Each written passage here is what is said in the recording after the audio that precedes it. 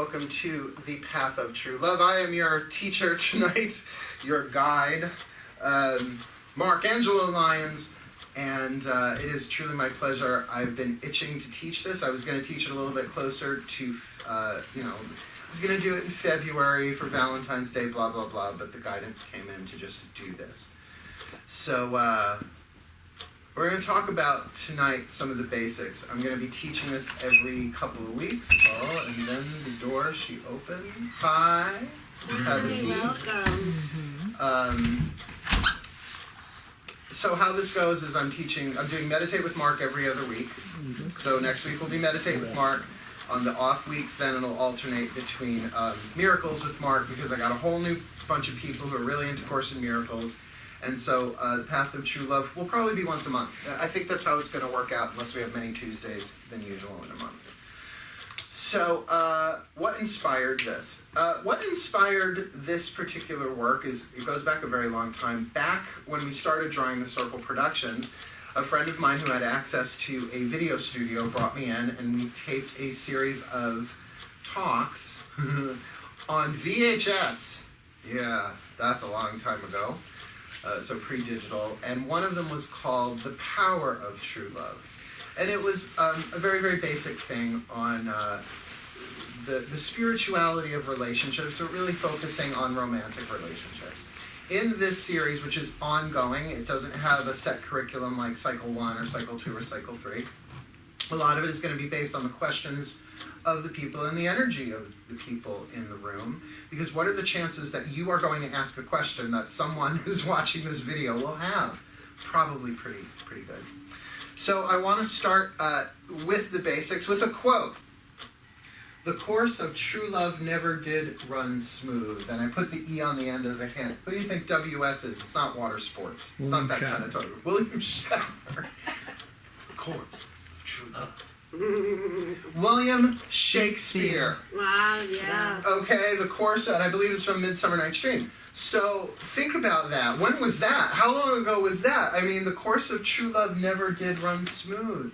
That there's something about true love that has a mythic quality to it, and you could say it's an archetypal pattern unto itself, a story.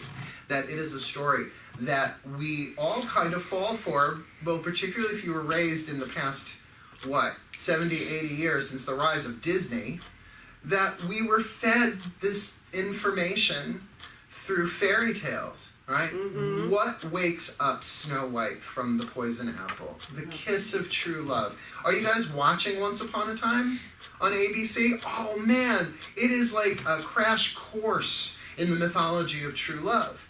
I'm not going to do any spoilers, because if you don't, but watch it. It's mind-blowing how much true love has made its way into our vernacular, although we don't really know what it is. Oh, wait, that movie Enchanted with Amy Adams. I've been dreaming of a true love's kiss. So over and over and over.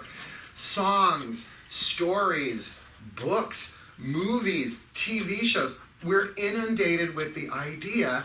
And yet, when I ask, because I have, in preparation for this, ask, well, what does true love mean to you? And I get this. I don't know. Do you believe in true love? Yes, absolutely. What is it? And they immediately go into mythology. True love breaks all curses. Now, that existed before Once Upon a Time, but that is a major theme in Once Upon a Time. True love conquers all. You heard that one? Yeah. Now, you're used to hearing of it only in the context of romance, of one-on-one relationships between a man and a woman, a man and a woman. But understand that true love, how I'm positioning this, is much larger than that. What about the true love between a parent and child, or a child and parent, or siblings, or a true love that you have for your path, your spiritual path, or your career, or your vocation? That true love is not supposed to be nailed down into a little cookie-cutter definition. So therefore, the path of true love, to give this a solid foundation, at least for these discussions, is a type of spiritual path that takes many lifetimes to set up, that can actually take you off the wheel of reincarnation. It is a path to spiritual awakening, spiritual enlightenment. Could make you, and I don't use these words often, you know me, an ascended master. In other words, you graduate from Earth School. Now that sounds nice. Oh, I'll take the romantic path all the way through. But I tell you this now from my own personal experience, of which I'm going to be giving you lots of stories over these, and I got some hot, juicy ones too, some tragedies in there too.